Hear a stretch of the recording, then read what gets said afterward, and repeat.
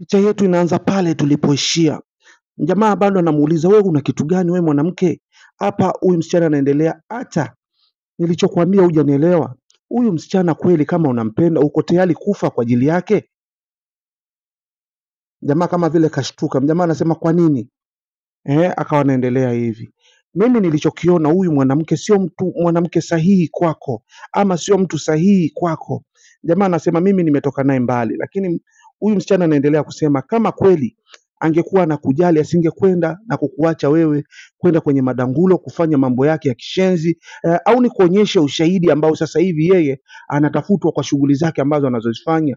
Wewe mbona ni mwanamume mzuri tu, toka huko ambapo unapokunywa mapombe na vitu vingine, angalia hichi anachokifanya. Ni sahihi kwako? Ni sahihi? Mwanamke ambaye anajielewa, wewe kweli unaweza ukatembea na mwanamke huyu ambaye hajielewi? Mwanamke anajielewa hawezi kukuumiza wewe, na akafanya mambo tofauti. Wewe ni mtu mmoja mzuri sana. Kwa nini usiache mapombe na kuvuta masigara na vitu vya kipumbavu? Jamaa akawa ananyanyuka. Wamesahau kwamba huyu bwana mke wake yule ameondoka, lakini kule alipokwenda hawezi kumwacha huyu, lazima anarudi. Kipindi ambacho wao wanaendelea kuongea, mara ghafla msichana anarudi. Mpenzi wangu, samahani sana, nimerudi, nisamee. Yale yote nilikopo naongea ni hasira mpenzi wangu. Kumuona tu kashtuka. Yaani kumbe unanifanyia mambo yote ya kishenzi kwa ajili ya huyu changudoa, huyu mwanamke. Ninavyokusamini, ninavyokujali kweli. Akawaacha pombe yake chini na akaamua kwenda kumfuata taratibu na kumkumbatia na kumuuliza kama hivyo anampapasa, nitachokufanyia wewe mwanamume hautasahau katika maisha yako, na sipendi kukuona na mwanamke mwingine yoyote yule. Hichi ninachotaka kukifanya hapa itakuwa fundisho kwa siku nyingine. Anamwambia, wewe, huyu amekuja kuniletea habari hapa. Kitu alichokuja kuniletea usio malaya. Huyu ni mwanamke ambaye amelelewa kwenye heshima yake. Heshima ni kitu gani? Wewe mpumbavu. Huyu ni heshima.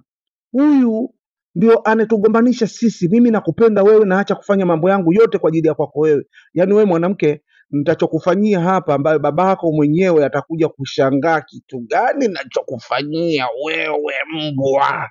Na huyu aisee, kumbe nyinyi hamunijui kama mimi akili zangu mbovu. Mwanamke anataka kuondoka, huyu anamwambia subiri kwanza.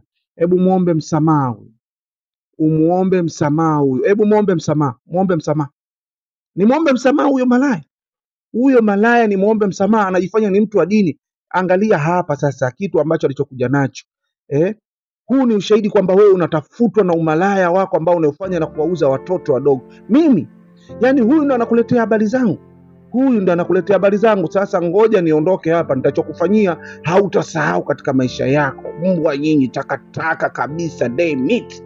Ngoja nikufanyie kwanza. Ngoja kwanza nimpasue huyo mwanamke wako ili ajue. Jamaa bwana akamkumbatia mwanamke kwa upendo mkubwa sana na kumshangaa yule mwanamke. Mwanamke anasema bado. Hapa ndo kama picha linaanza. Nitakufanyia kitu kikubwa ambacho hapa ndo anamuuliza, umeumia kaka? Kama umeumia, pole sana. Ndio akazunguka kidogo kumwangalia hapa. Na huyu jamaa anamwambia, sijaumia sana dadangu. Basi ninachokuomba wewe urudi nyumbani. Rudi ndani, acha mimi niende kwanza sehemu nikapate huduma. Mwanamke anaendelea, mimi siwezi kuondoka kama wewe, mimi ndo nimekusababishia haya. Hapa kuna afande mmoja anaangalia ili tukio zima ambavyo jinsi linavyoendelea. Mjamaa ndo ameshatoka nje, anataka kwenda kupata huduma. Hapa huyu afande anampigia mkubwa wake ambaye wa upelelezi wa usiku, ama askari wa usiku, kwamba kuna tukio limetokea na mjamaa anaenda maabara kwenda kupata huduma ya madawa bila ya kodi hospitali. Mfuatilie huyu mtu. Kweli kaja katika duka la madawa bwana. Ghafla na afande ndo anafika, anamwambia, bwana, mimi hapa nimekuja kufuata watuhumiwa wangu kwa sababu inawezekana wamefanya mauaji ama la. Jamaa anasema, mimi sijafanya mauaji, sijaongea na wewe kijana.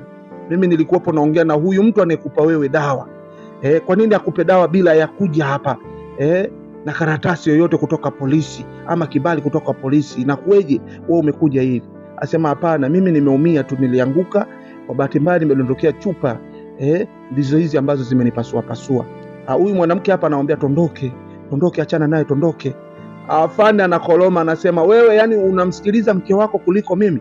Yaani unamsikiliza mpenzi wako kuliko mimi? Hebu geuka ukuniangalie mimi, shenzi mmoja wewe.